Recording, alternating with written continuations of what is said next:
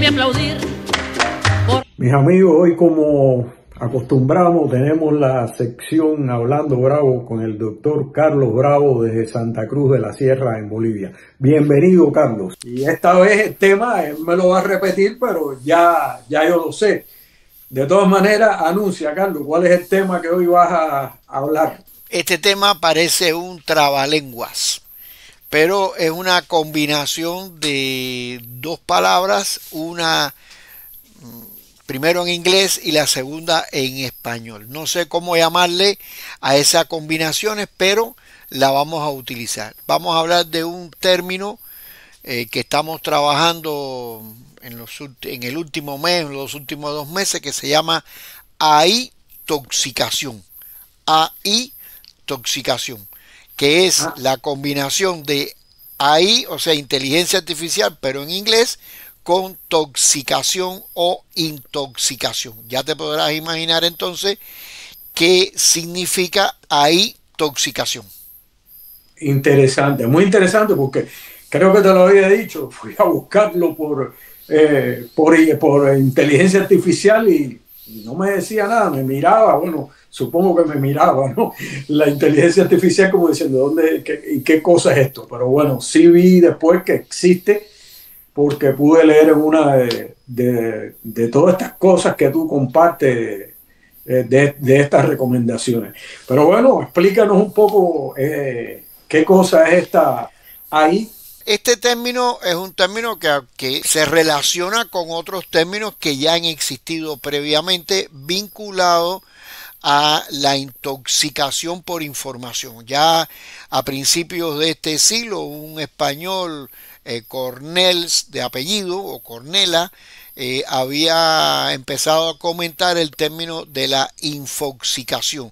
Y es porque en muy poco periodo de tiempo la humanidad fue duplicando la cantidad de información digital que tenía, y ya, si no me equivoco, alrededor del año 2005 la cantidad de información digital que tenía la humanidad era por encima de toda la información no digital que se había producido a lo largo de varios siglos de la humanidad. Entonces, esta problemática, que no es nueva, evidentemente se ha venido trasladando al campo actual. Y solo basta que tú mires, por ejemplo, en tu celular, vayas y busques lo que tiene que ver con el bienestar digital, o de formas parecidas, depende del tipo de celular que tenga, el sistema operativo, pero es siempre el bienestar digital.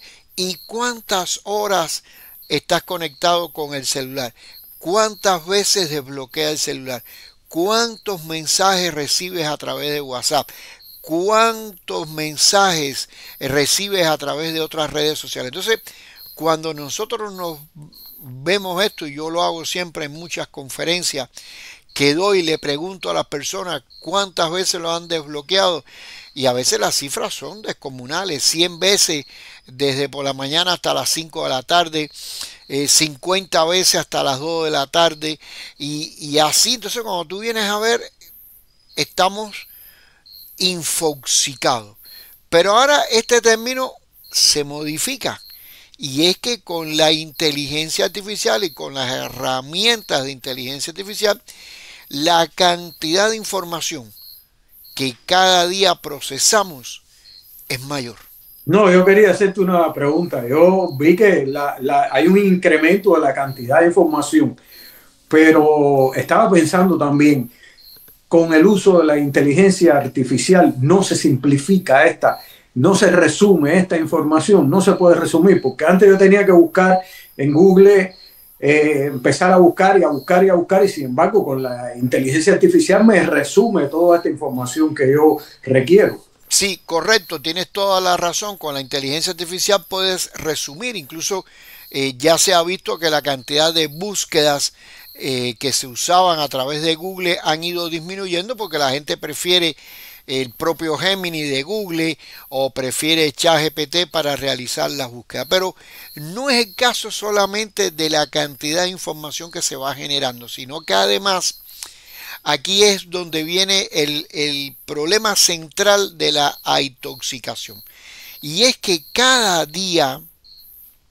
la cantidad de noticias, por un lado, la cantidad de imágenes que se crean con inteligencia artificial es incalculable.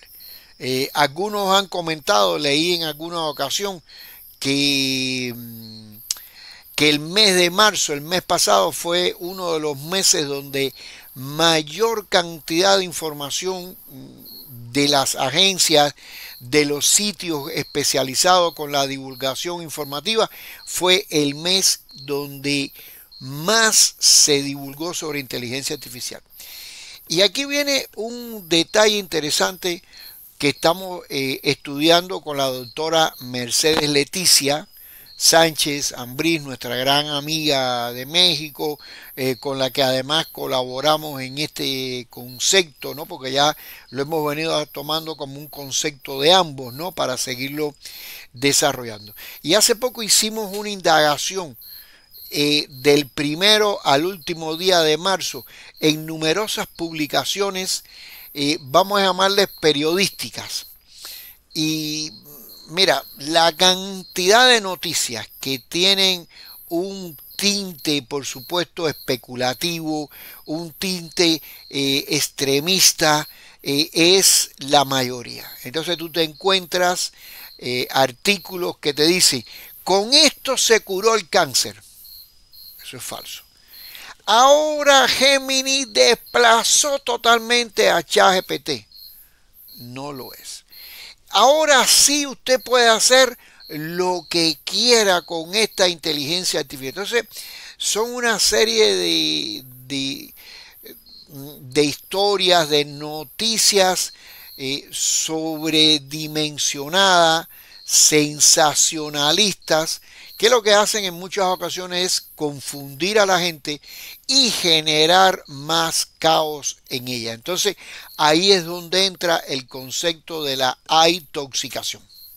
Evidentemente hay mucha desinformación y mucha confusión, va creando mucha confusión, sobre todo con esto de la inteligencia artificial, pero también veo que se carga mucho de noticias. Se carga de mucho de noticias. Tenemos el caso de muchos influencers que influencian, pero influencian a veces negativamente con noticias falsas, realmente noticias falsas. Y de verdad que por ahí entra este término de intoxicación, porque realmente es como si nos están intoxicando con toda esta exageración, diría yo, de noticias que a veces nos confunden y nos desinforman. Hay otro punto más de la intoxicación. Por un lado tenemos esa cantidad de noticias, de informaciones, de videos, de artículos, es increíble, y ahí está aumentando la información sobre elementos de la inteligencia artificial, y no todos son ciertos, muchísimos sensacionalistas, alarmistas, que confunden a las personas. Hace poco alguien me decía, no, mira, este video de fulano de tal, excelente el video, y cuando se empezó a hacer el análisis del video, realmente era todo lo contrario. Era una persona que se decía que era súper especialista en inteligencia artificial, y después cuando tú empiezas a analizar, lo que habla está traído por los pelos, cosas que realmente no son así. Entonces, a veces se genera ese tipo de conversación, ese tipo de noticia, ese tipo de información, que lo que hace es, como veíamos, confundir a la gente. Pero aquí hay otro punto más. ¿Sabes cuál es? Yo estaba viendo algo que era la tecnofobia, o sea, el temor exagerado y la tecnofobia. Okay. ¿Te refieres a eso? Me refiero a eso por otro lado también, pero esta tecnofobia, tecnoestrés, que tiene diferentes tipos de nombres, está provocado precisamente porque la gente, como ve que hay tantos mensajes y en muchas ocasiones mensajes negativos. La gente dice, y esto me va a pasar a mí, me va a sustituir el trabajo, me voy a quedar sin trabajo, me va a pasar esto, me va a pasar lo otro. Entonces, hay mucha gente que dice, no, no lo uso. Y aunque no lo use, está ahí. Ese es un punto realmente clave, ¿no? Este problema de la tecnofobia. Pero aquí se une, vamos a decir, un tercer punto. ¿Y cuál es? Que estas herramientas de inteligencia artificial, y tú lo ves cada vez que yo publico una recomendación, estas herramientas están en una competencia pero descomunal. Entonces cada día promueven un nuevo lenguaje, cada día promueven una nueva posibilidad, cada día hacen esto. Entonces, lo que tú aprendiste la semana pasada, lo que tú aprendiste la semana pasada, ya hoy se superó. Entonces, Sí, entonces se superó. No quiere decir que se borró, sino que se superó. Entonces, eso que tú aprendiste y que te costó trabajo aprender, hoy en día es una migaja de lo que está haciendo ese mismo programa. Entonces, tienes que volver a adaptarte, volverlo a trabajar. Y te pongo un ejemplo de algo que hoy vi. Yo uso con frecuencia, y lo uso con mis estudiantes, un sitio de Google que se llama Notebook LN, tú creas libretas, bajas las informaciones, etcétera. Y ellos ahora, ayer o antier probablemente, han abierto una nueva función donde ya tú puedes decirle cuál es tu interés y que él busque la información de ese interés. Eso es sencillo, pero ahora viene lo siguiente. Ahí tú le empiezas a hacerles preguntas. Bueno, pero hazme un listado de esto, hazme esto otro, hazme esto que está aquí, hazme esto que está allá. Y entonces ya ni siquiera como hacíamos antes, que buscábamos la información e interactuábamos en el sitio, no. Ahora el sitio se abre a la web y busca toda la información que nosotros queremos. Entonces, esta es una función nueva que se une a una que salió la semana antes pasada, que es la de crear un mapa mental de toda la información que tú tienes. Entonces tú dices, allí pasaba esto, ahora pasa esto otro, mañana me va a pasar esto. Entonces tú dices, pero, y sucede lo siguiente, esta nueva deja atrás a la otra. Entonces ya tú te preguntas, bueno, ¿para qué yo voy a hablar de la otra si tengo esta nueva? Pero cuando estás hablando de esta, aparece una nueva que dejó atrás a la anterior. Entonces están en esa guerra permanente que al final yo creo que la mayoría de los usuarios son los perjudicados, porque la gente cuando llega, ¿y con qué trabajo? ¿Cuál uso? Y ahí entra esa tecnofobia, esa desesperación por poder hacer determinado tipo de tarea, y la gente es un shock permanente de lo que sucede. y recuerdo que hace apenas 2 años en este mismo espacio comenzamos a hablar del ChatGPT. Recuerda, y mira cómo ha avanzado. Y siempre yo decía la frase que el tren va rápido, pero hay que subirse de alguna forma en el tren, porque si no nos quedamos ahí, si no nos quedamos en la estación y el tren sigue andando. Pero el tren va a una velocidad cada vez más vertiginosa. Entonces, había visto dentro de estos conceptos que también se hablaba de la idealización desmesurada y la expectativa, ¿no? Y de mucha expectativa. Sí, a veces se piensa que esto va a sustituir todo tipo de labor, y hay un aspecto clave que la IA no hace, y que yo creo que nunca lo va a hacer, que es precisamente el lado subjetivo del análisis que tiene el ser humano. Es decir, ese aspecto subjetivo por completo con el cual nosotros hacemos los análisis, la IA no lo tiene y no lo va a tener, no lo va a tener. Pero eso no impide que las personas que no tienen la ética, que no tienen la formación adecuada, lo que hagan es que te copien esa información y te la traigan directamente. Entonces, esa es otra problemática de la cual podemos en un futuro conversar, porque es un tema grande. Sin embargo, con la inteligencia artificial, el primer problema que nosotros tenemos es, y este es un concepto ahora de mi amiga Mercedes, la IA alfabetización. Ahora tenemos que alfabetizarnos, ya no solo en las herramientas digitales tradicionales, sino también en las herramientas de inteligencia artificial. Y alfabetizarnos de una manera diferente, porque tenemos que desarrollar las habilidades para poder adaptarnos rápidamente a los cambios que la inteligencia artificial va a generar.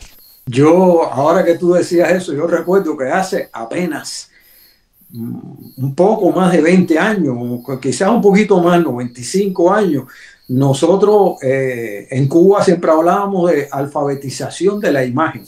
Recuerda aquel término que utilizábamos mucho y ya estamos hablando de esta, en tan pocos años ha corrido tanto la humanidad, la tecnología, que ha sido increíble, increíble, pero cierto.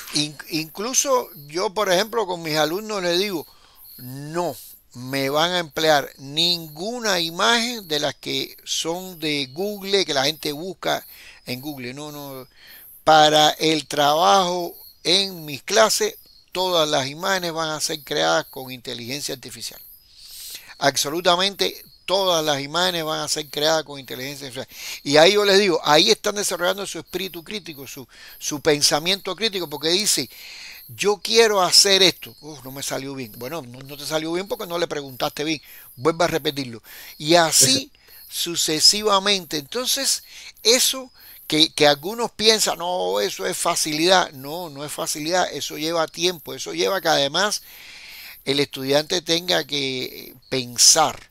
Esta semana nosotros hicimos un experimento de que cada estudiante creó un chatbot personalizado para generar el tipo de imagen que él necesita para su emprendimiento personal. Eso desarrolla el pensamiento del estudiante, la resolución de problemas, porque además tiene que hacer varios pasos previos. Entonces, si aquí se me trabó esto, tengo que buscar por qué se me trabó esto que está aquí, por qué no hace lo que yo quiero, vuelve atrás. Y ahí hay un proceso de resolución de problemas y se pierde, por supuesto, el facilismo a la hora de buscar la imagen. Este es un solo ejemplo que te estoy colocando. Bueno, mira, hablando de creación de imagen, yo quería preguntarte qué cosa es el prompt, porque vi unas imágenes por cierto, unas imágenes que muy parecido a ti en la imagen, ahora mismo la estamos viendo aquí, pero explícame qué cosa es esta. Bueno, no, el prompt es, traducido al español, puede ser las indicaciones que tú le das a el gestor de inteligencia artificial, porque lo que sí está claro, y esas imágenes que tú muestras, que son elaboradas por un amigo de Chiriquí, el profesor Eric Miranda, que es un fanático de esto, ¿no? Y entonces él lo que hizo fue tomar una foto mía real, tomada allá en Chiriquí probablemente, y ahí puso en Panamá. En Panamá, sí, tomada en Panamá, sí. Y ahí digo, en el banco tal, en tal lugar, haz una escena así similar, esto, lo otro, con estas características. Entonces, ahí donde está el pensamiento del individuo. Entonces, en este mundo cambiante, las noticias, la cantidad de herramientas que hay que hacen casi, muchas de ellas casi lo mismo, la guerra entre todas ellas entre sí, conducen y nos están cada vez conduciendo más a lo que nosotros hemos llamado la intoxicación, esa intoxicación por las herramientas y las informaciones sobre inteligencia artificial. Y Carlos, sí, agradecido porque yo creo que cada vez que fuiste de las primeras personas o el primero por lo menos que habló en este espacio de inteligencia artificial y el primero que habla de tecnología y de estos temas, y estamos muy agradecidos. En especial yo te estoy muy agradecido y espero que esto siga, ¿no? Que no termine ahí, porque tú vas ahí colgado en el tren y dándome una mano a mí y a muchísima gente en toda Latinoamérica y en todo el mundo para ayudarnos a ir al paso de este tren tan vertiginoso. Sí, y este es un tren que, como tú dices, cada vez acelera más y no se sabe, yo creo que no se sabe a dónde puede llegar. Hay a personas que dicen que es el fin del mundo, otros dicen que no. Yo no creo nunca en ese tipo de fatalismo, ¿no? Porque en definitiva eso nos lo vienen diciendo, qué sé yo, Desde la hasta revolución industrial. no, no, y cuando el año 1900 el cometa Halley que iba o 1910 que iba a acabarse la Tierra, o 1900 no recuerdo. Entonces, bueno, yo sé que creo que siempre hay extremistas y fatalistas en todos los lugares, que gracias a ellos también entonces existe el otro tipo de personas que confía en que evidentemente esto va a seguir. Así que yo lo que te invito a que sigamos hablando en otros programas de otros elementos también a veces que hay que mencionar, y tengo una frase que te dejo para el final, que con el empleo de la inteligencia artificial, no solo con el tema que hemos tratado hoy, sino con el empleo de la inteligencia artificial, significa un giro de 180 grados. Solo la vamos a entender si somos capaces de girar 180 grados en todas nuestras concepciones preestablecidas de la época antes de la inteligencia artificial. Muchas gracias, Carlos. Te agradezco y yo creo que quienes nos están mirando te agradecen también tu participación con todas estas cosas que siempre nos hacen que aprendamos, y en todo este tema de la tecnología, de la inteligencia artificial, que nos hace siempre avanzar. Y a ustedes, amigos de Puerto Palabra, como siempre, les deseo muchos éxitos y un gran abrazo.